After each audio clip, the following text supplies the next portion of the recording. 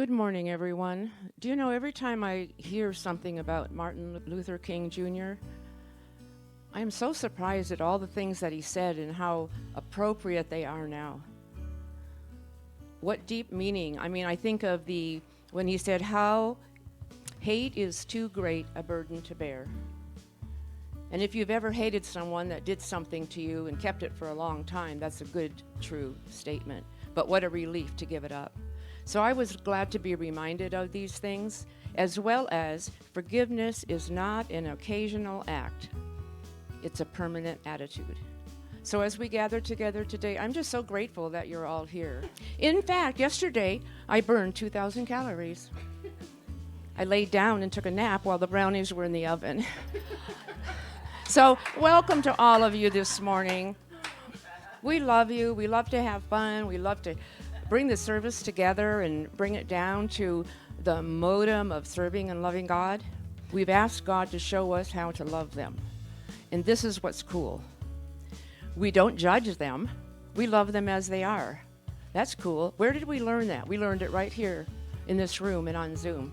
No judgment. So it's easy not to judge the neighbors. But here's the best part, that we are to create spaces where neighbors experience the joyful celebration of life together. And if you've been here for any event in the front yard, that is what is happening. People experiencing the joyful celebrations of just life together.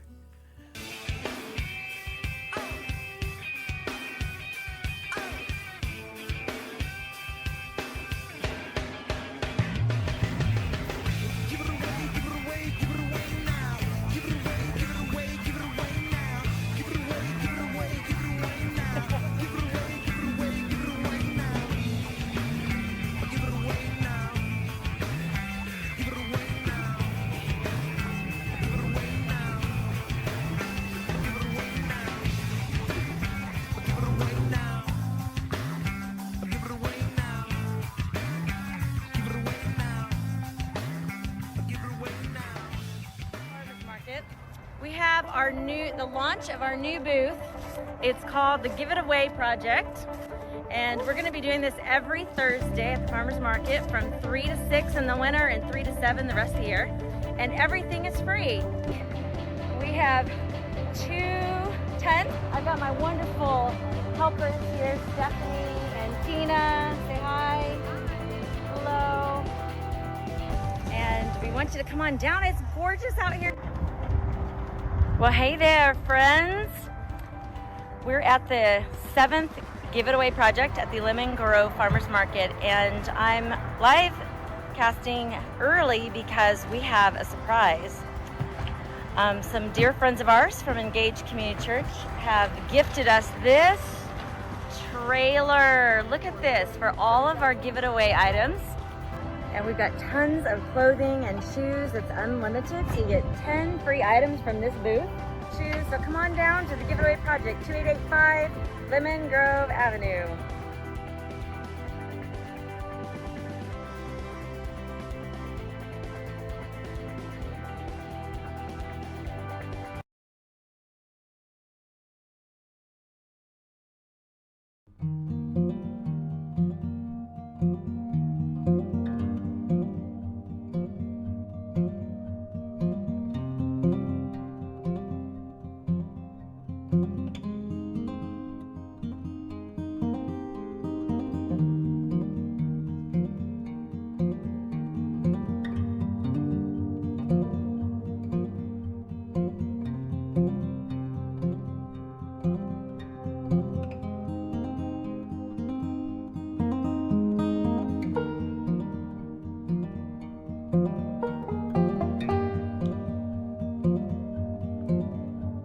One day only.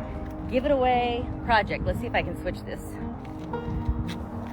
There it is. The Give It Away Project. Freely give stuff and freely receive stuff.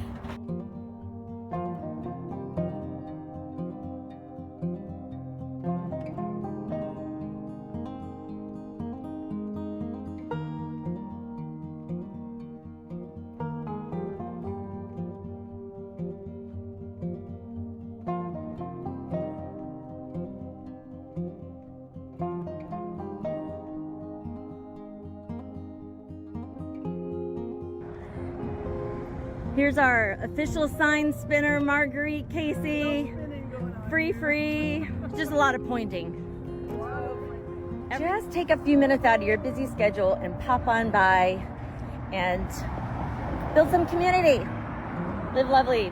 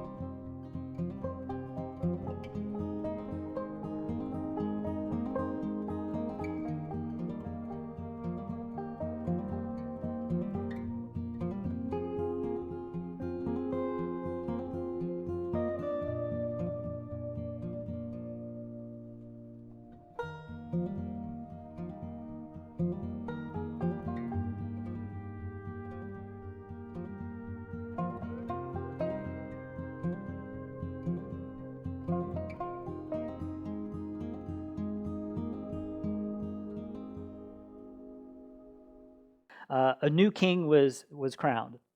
He was a king in Jerusalem. His name was Josiah, and he was only 8 years old when he began to reign.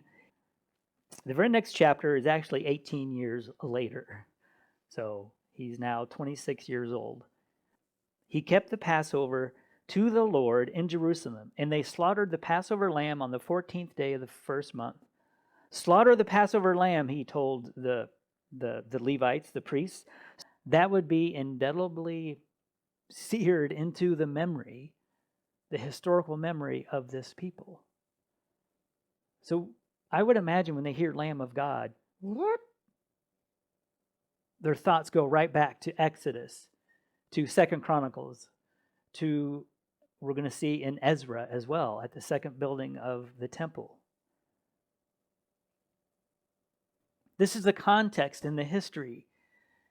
And what probably could not have been missing from the mindset or the imagination or the thoughts of people when they hear Lamb of God. I mean, with that history and that background, would you follow somebody called the Lamb of God? Dude's going to be dead before we know it. He's going to be killed. In what way? I'm sure they didn't know, but would you follow someone called the Lamb of God? What type of expectation or possibility or outcome could there be? We might follow a goat, right? We might follow a goat.